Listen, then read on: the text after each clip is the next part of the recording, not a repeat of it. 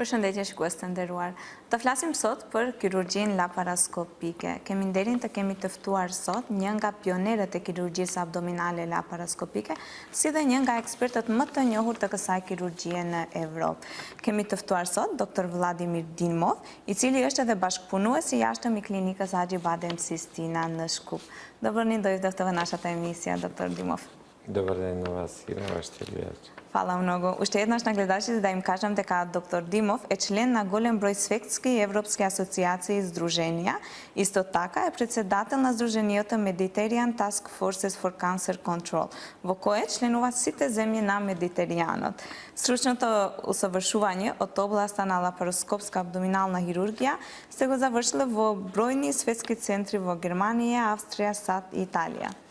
Премногу ми е чест што денеска сте дел од нашата емисија. И на мене го делам вашето чувство. Сакав да го започнеме. Што е минимално инвазивната лапароскопска хирургија?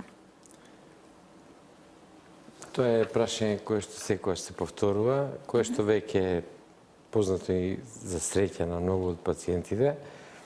Минимално инвазивна хирургија значи дека тоа е хирургија која што најминимален достап.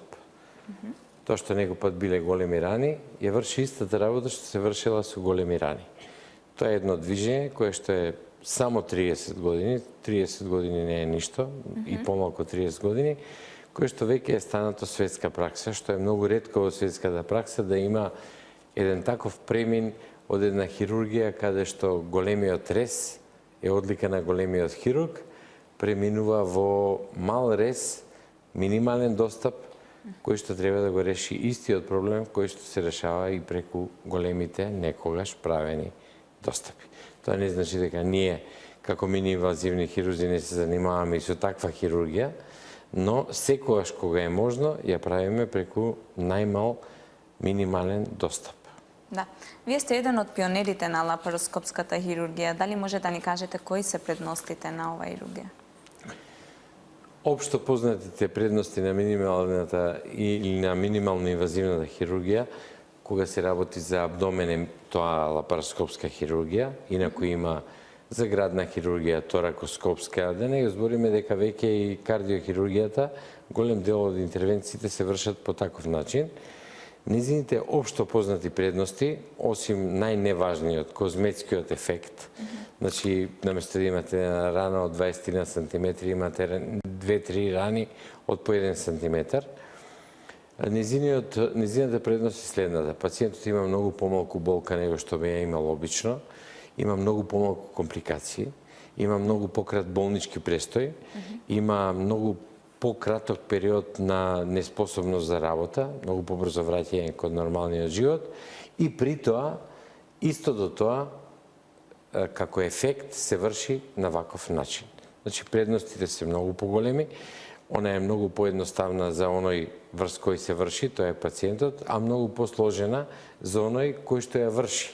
Бидејќи секако дека за пациентот остануваат предностите, за хирургот останува напорот, бидејќи е она потешка за вршење условно, отколку отворената.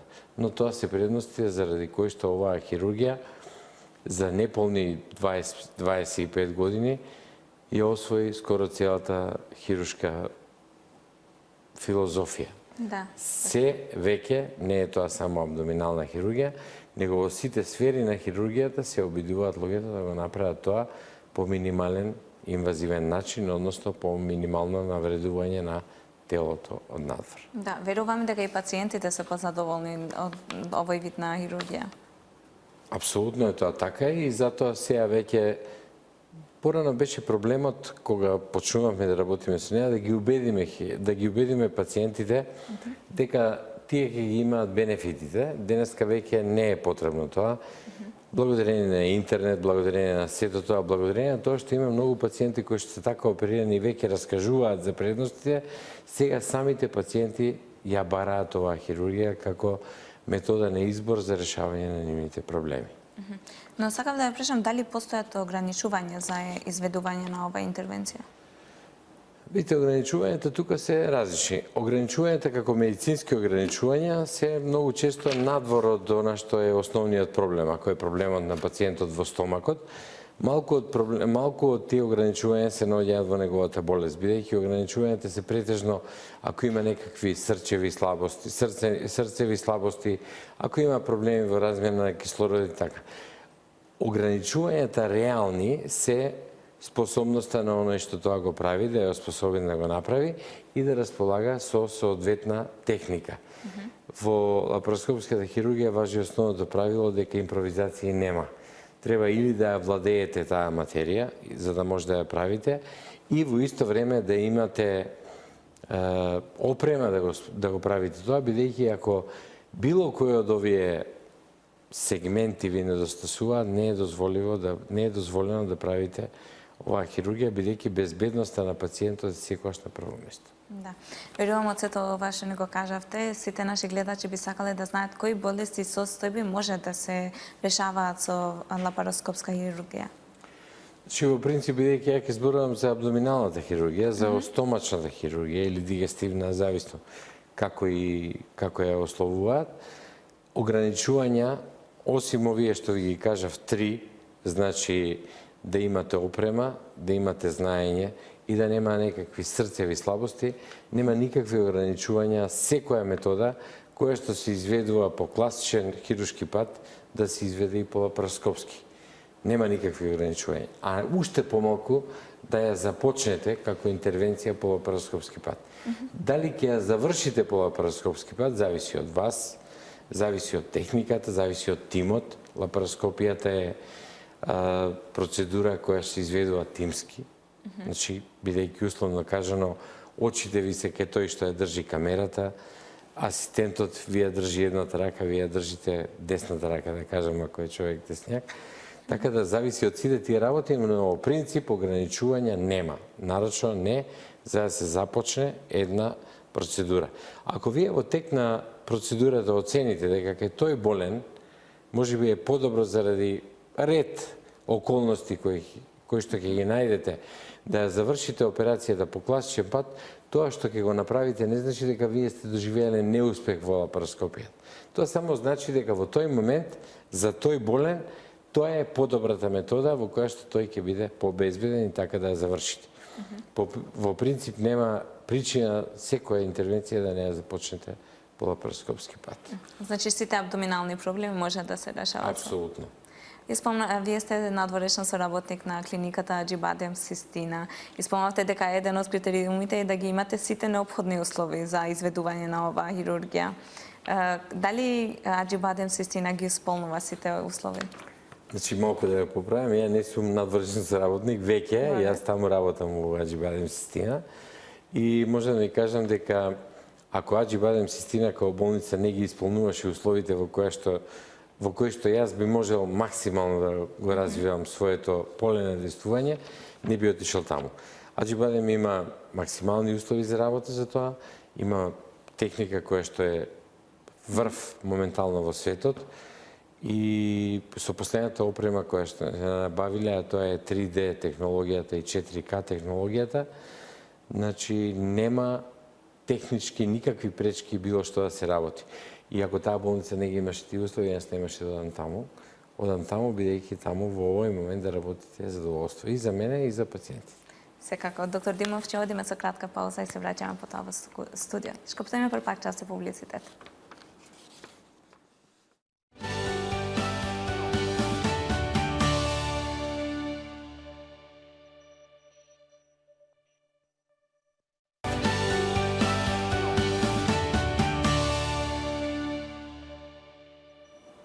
Shikues të nderuar, rikthehemi në studio dhe jemi duke folur për kirurgjinë laparoskopike. Jemi të fokusuar te kirurgjia laparoskopike abdominale dhe kemi nderin edhe një herë të kemi të ftuar profesor dr. Vladimir Dimov, një nga pionerët e kësaj kirurgjie.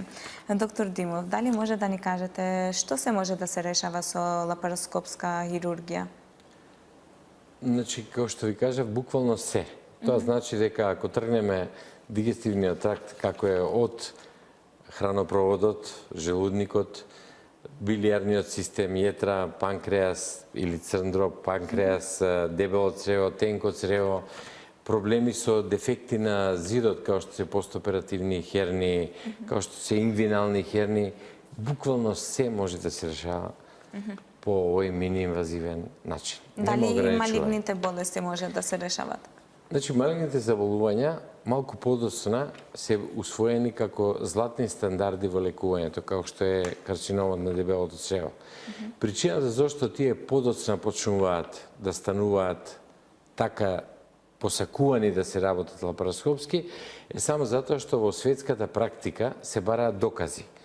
Требало да има докази дека пациентот опериран лапароскопски, пациентот опериран по класичен начин, не само во моментот дека ги има бенефитите, него и на долг период, треба да има најмалку еднакви или подобри резултати од резултатите кои што се добиваат при класичната хирургија. Така да денеска во светот, покрај жолчното кесе, кое што секој знае веќе, многу одамна, дека начинот на негово решавање е лапароскопски, така денеска дебелото црево, карциномите на дебелото црево, да не кажам и желудникот, и голем дел од карциномите на панкреасот, на тенките црева, се решаваат по лапароскопски пат и тоа е начинот кој што е прв избор во решавањето на овие проблеми. Бидејќи, кога сме конкретно кај најчестиот проблем, како што е проблемот со дебелото црево,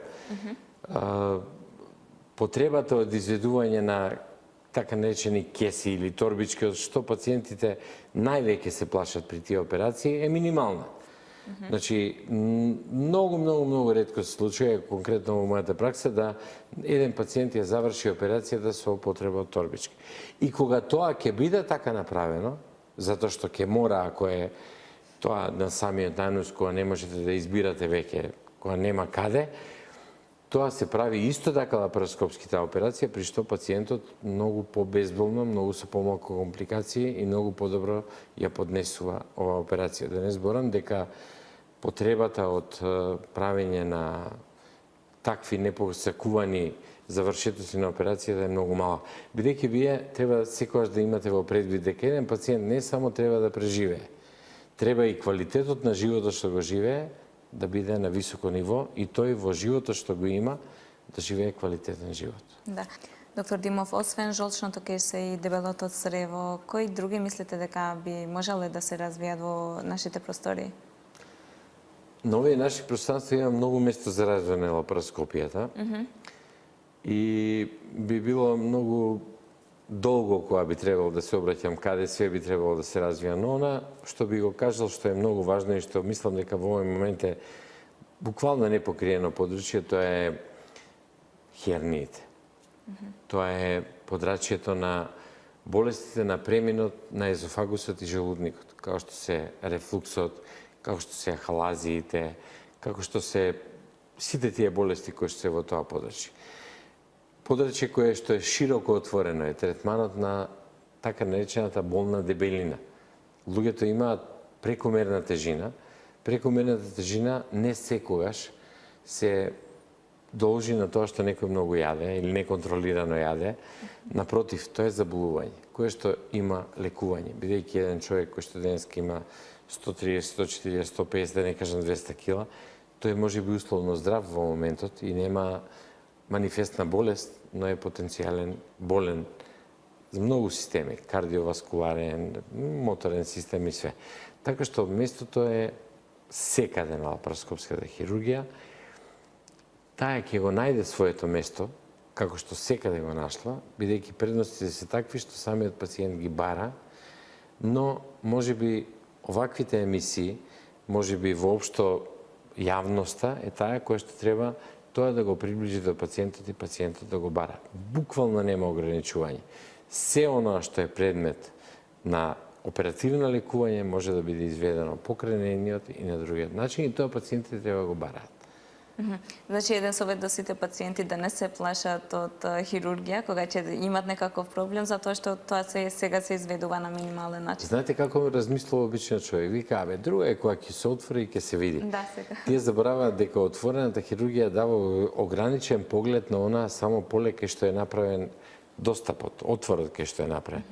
Лапароскопијата нема такви ограничувања. Вие со камерата може да погледнете се во абдоменот и тоа зголемено. Према тоа, тие техники кои што ги користиме, како што е 3D, тридимензионалната или 4K технологијата, тие даваат можност се да видиме низ еден отвор, низ едно место и да насочиме операцијата таму кај што треба.